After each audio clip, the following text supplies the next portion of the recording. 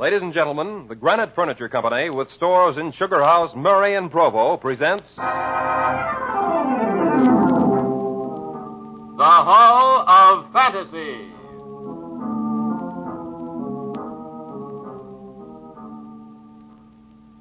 Welcome to the Hall of Fantasy.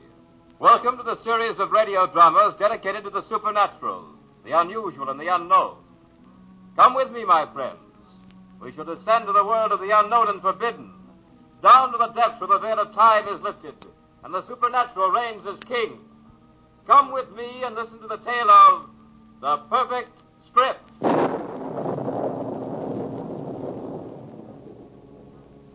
The Granite Furniture Company brings you the Hall of Fantasy.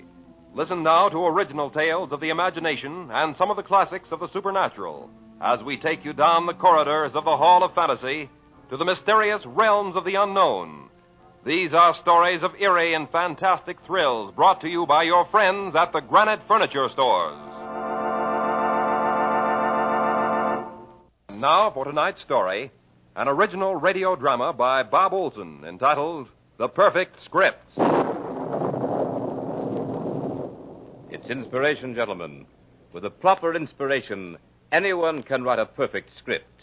In this case, the inspiration is horror.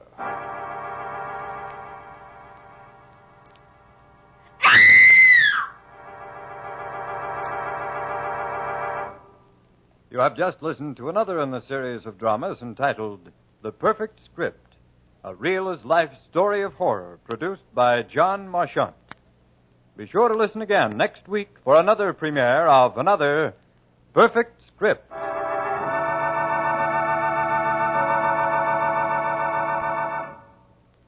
Well, that wraps up another perfect script. Yeah, a little too perfect if you ask me. Every time I work one of these shows, I want a police escort to see me home.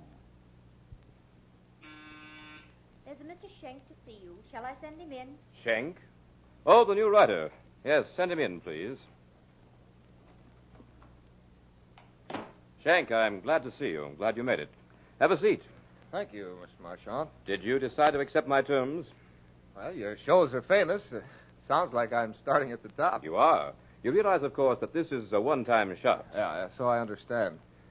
No one ever writes two perfect scripts, but why? Once you've written one, you'll know the answer to that.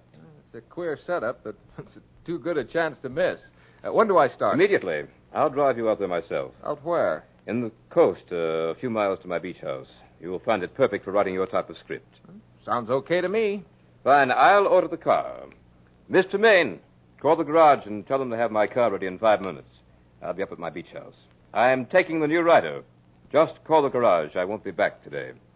Now, shall we go? Sooner the better.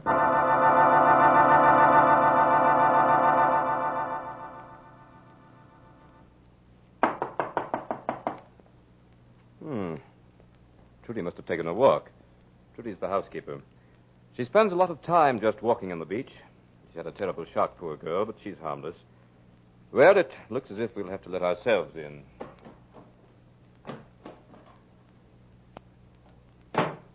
Trudy? Trudy, are you here? Here I am, Mr. Marchant. I knocked. Where were you? I was asleep. Well, no matter. This is Mr. Schenk. He'll be with us for a little while. I thought you were taking one of your walks at first. Tonight? She's looking for her husband, Pete. He was a pilot and crashed in the sea close to here. Trudy thinks he'll show up. Oh, he will. Don't you think he will, Mr. Schenk? Well, That's enough, Trudy. Show Mr. Schenk to his room. Same room the others had? Of course. Now hurry. Mr. Schenk probably wants to clean up a bit. He's going to start writing, so take some cold milk and sandwiches to him. Or would you rather have coffee? Oh, milk would be fine. Show him where to find the writing materials, too. He has a big night ahead of him.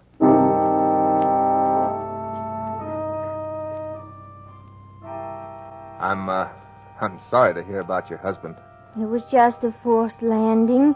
He walked away from 3 others. He'll come back someday. Yeah. Have you heard anything at all? Oh, yes. He sent me his ring. That's the signal we had to let me know he was coming home. How did he send it, Trudy? The ocean brought it. The ocean? Yes, a little boy found it on the beach. You mean a ring was washed up on the beach? Some poor man was washed ashore. He had it on his hand. Probably a friend of Jack's. Many flyers were killed during the war, you know. Yeah, I know. So, this flyer was washed ashore. Didn't they identify him? No, he was in the sea too long. Well, did you see the body?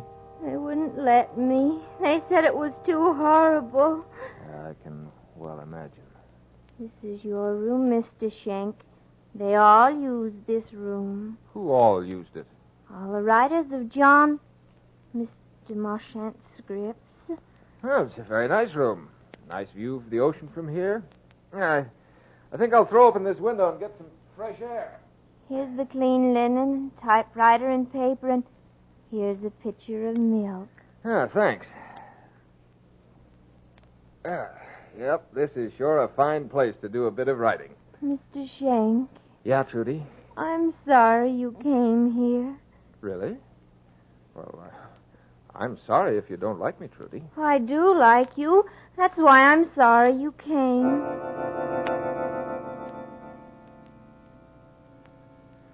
Yeah, nice folks. Well, if I can't write a script here, I can't write it anywhere. What more can a man ask? A little more of that Trudy, and I wouldn't be able to write the date. Too bad, too. She's really not bad looking. Kind of pretty, in fact.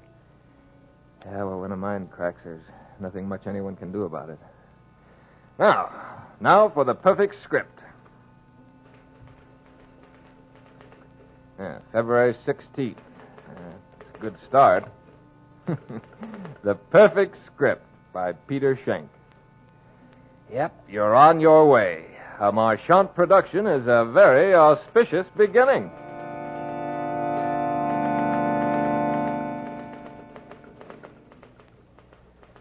The first inkling I had of any plot was when the deluded housekeeper told me that she wished I hadn't come. What has happened to the writers of the other perfect scripts, I wonder? If I had any sense, I'd scram out of here. Jack! That's Trudy. She's running down the beach, looking for her dead husband. I think I'll just follow her and see what happens.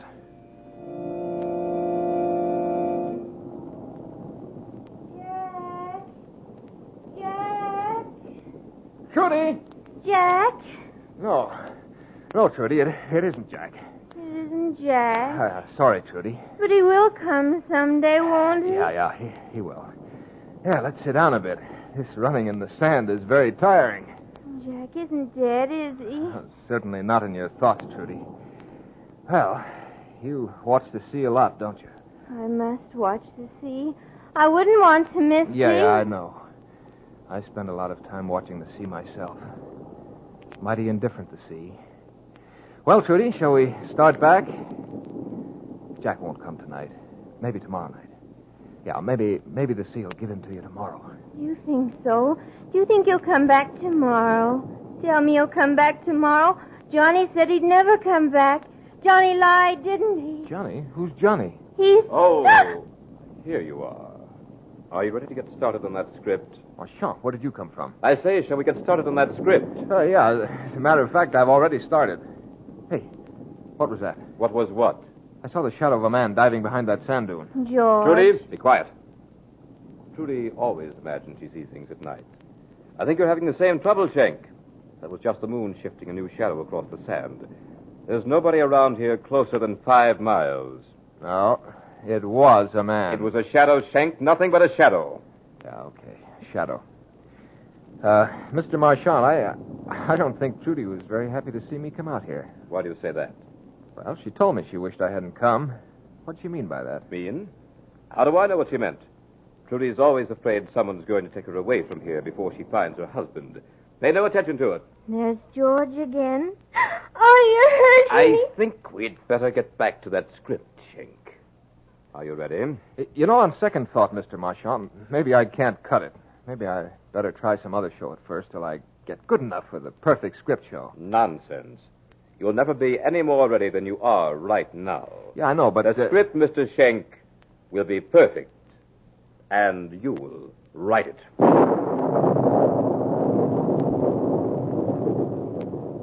You are listening to The Perfect Script by Bob Olson in tonight's journey down the corridors of the Hall of Fantasy. Presented by the Granite Furniture Company with stores in Sugar House, Murray, and Provo. Now back to tonight's story, entitled The Perfect Script.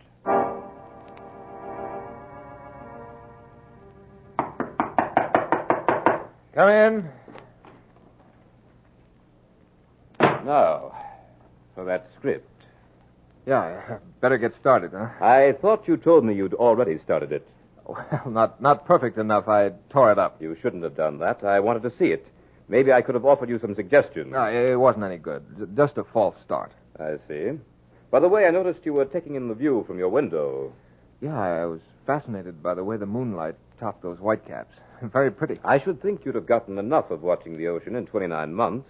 Just a habit, Mr. Marchand, just a habit. Tell me, what else did you see? See? Nothing. You lie. I do. Never mind. It's of no consequence now. Let's get busy with that script. Before we do, Mr. Marchand, I have a question to ask you. Well, what is it? Whatever happened to your other writers? Why do you ask that? Well, frankly, I've been thinking of my future. Very practical, Shank. And what did happen to them? I found a place for them. A place? What sort of a place? A very satisfactory place, Mr. Shank. And you intend to find such a place for me? Indeed, I do. Fear not, my young friend. You shall have just such a place.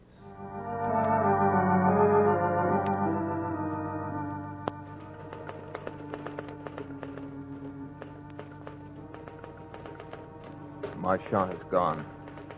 Cards are on the table. Yeah, he's even bolted the doors. For some strange reason, I can't budge the windows or even smash the panes. I know he plans to kill me. To produce such a horror in this room that he'll have the actual passionate record of a terrified and dying man. But just how he intends to bring it about, I don't quite know. I've just poured myself a glass of cold milk. Yeah, but this I do know. This script is written by Peter Schenck, a very mediocre writer, but one with enough talent to find an enthusiastic audience in the Los Angeles Police Department.